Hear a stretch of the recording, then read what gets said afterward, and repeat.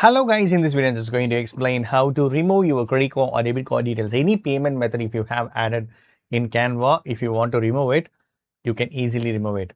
So what you need to do is you need to go to this your profile, okay, bottom left corner,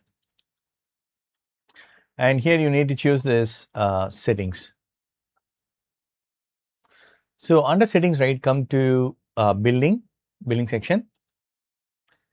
So here you can see my payment method is added, okay.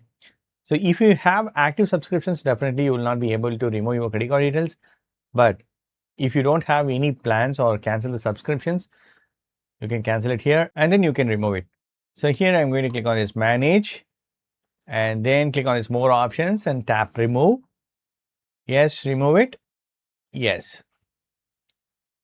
So that's it, friends. My credit card details has been successfully removed. In future, I will not be having any debits in my credit card.